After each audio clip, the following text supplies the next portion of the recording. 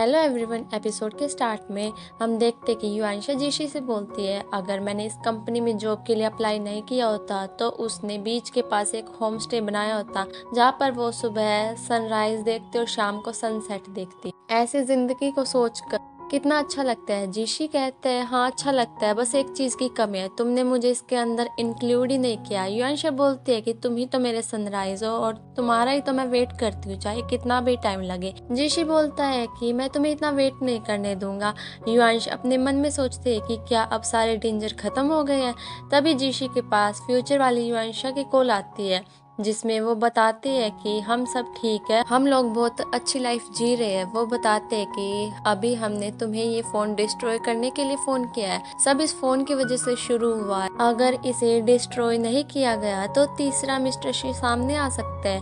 ये डिस्कस कर ये फोन कट कर देते हैं। फ्यूचर वाले युआंशा जीसी डिसाइड करते हैं कि वो अपनी लाइफ में क्या क्या करेंगे। अभी उनका मेट्योर शावर देखना बाकी था। जीसी उसे एक जगह लेकर जाता है। जीसी उसके गले में एक नेकलेस पहनाते हुए बोलते हैं, ये तुम्हारे आने से पहले मेरे पास से दूसरे टाइम स्पेस की यादें थी और अब जब तुम यहाँ आ गई हो तो मैं तुम्हारे साथ वो सब रिक्रिएट करना चाहता हूँ और तुम्हें एक स्पेशल वेडिंग देना चाहता हूँ। तभी जीशी का बुक किया हुआ फोटोग्राफर वहाँ आता है। युआंशा बोलती है कि मैं अभी रेडी नहीं और ये सब इतना जल्दबाजी में क्यों है। जीशी बोलता है मैं हूँ ना, तुम परेशान क्यों हो रही हो। इसके बाद ये दोनों अपना फिर से वेडिंग फोटोशूट कराने लग जाते हैं। लेकिन युआंशा काफी ज्यादा नर्वस हो रही थी तो जीशी उसे जोक सुनाता है जिससे वो हंसने लग जाते हैं। फोटोग्राफर उनकी फोटो क्लिक करने लग जाता है। अगले दिन जीसी उसे कार सिखा रहा था।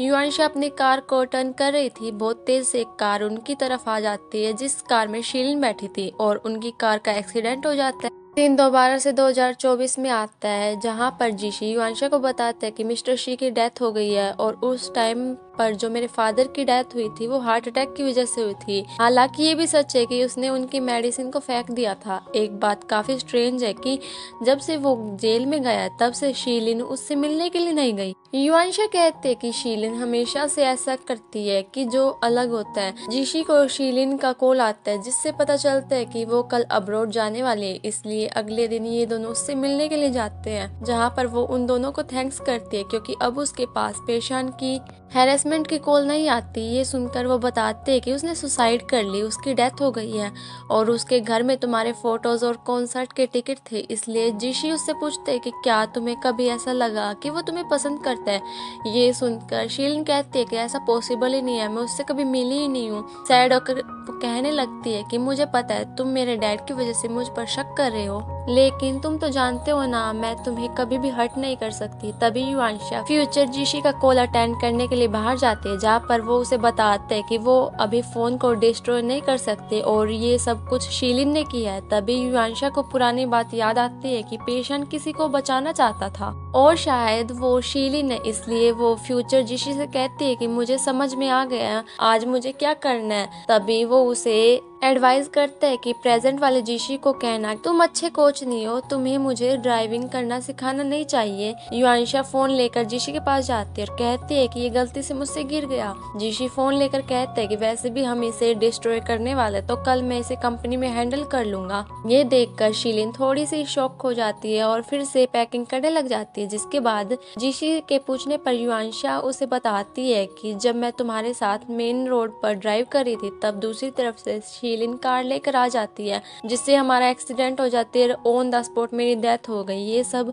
फ्यूचर वाले जीशी ने मुझे तुम्हें बताने के लिए कहा। फिर वो बताते हैं कि मुझे कुछ स्ट्रेंज लग रहा है क्योंकि उसने शीलिन की कॉरिडोर में काफी सारे गिफ्ट्स देखे थे। युआंशा पूछती है क्या शीलिन तुम्हें गिफ्ट भेजा करती थी। जीशी बोलता है लेकिन मैं उन सब गिफ्ट को वापस कर देता था, लेकिन जिस साल उसके डैड की डेथ हुई उसे वो वाला याद नहीं है कि उसने उस गिफ्ट को वापस किया या फिर नहीं।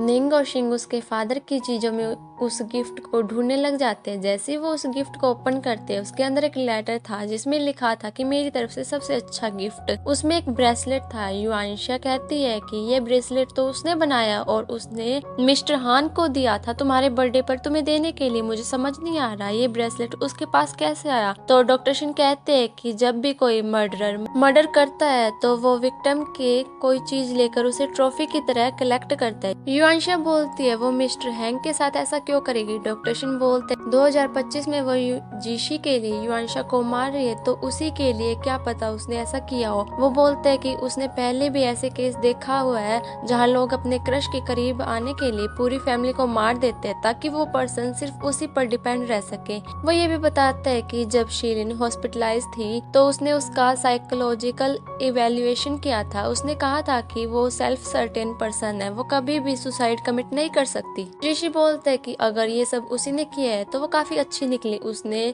सारा ब्लेम दूसरों पर डाल दिया और खुद ठीक है। युआनशा बोलती है कि उसने जो कुछ भी किया उसे उसकी पनिशमेंट जरूर मिलेगी और अब वो हम लोगों को अलग करने के लिए जरूर कुछ ना कुछ करेगी। और अब जो उसने वो फोन देख लिया है तो युआनशा उसे फंसाने के लिए अपने आप को एक ब्रेड की तरह यूज करने को कहती है, लेकिन जीशी साफ साफ मना कर देते हैं क्योंकि उसके अंदर काफी खतरा हो सकता था। युआनशा उससे कहती है वो मुझे मारना चाहती है तो हम उसे चांस दे देते हैं, लेकिन इस बार वैसा होगा जैसे हम चाहते हैं। मैं फिर से डर कर ऐसे नहीं बैठना चाहती। ये सुनकर सभी लोग उसका साथ देने के लिए मान जाते हैं। अगले दिन जीशी कार लेकर उसी जगह जाता है जहाँ पर फ्यूचर में एक्सीडेंट हुआ था। जो कुछ भी युआनशा ने उससे बोला था वो याद करता है और उसे पता चलता है कि शीलिन जिसे मारना चाहते हैं वो जीशी है। अगले दिन डॉक्टर शिन इन लोगों से पूछता है कि वो लोग फोन को कैसे शीलिन तक पहुंचा सकते हैं बिना सस्पिशन के।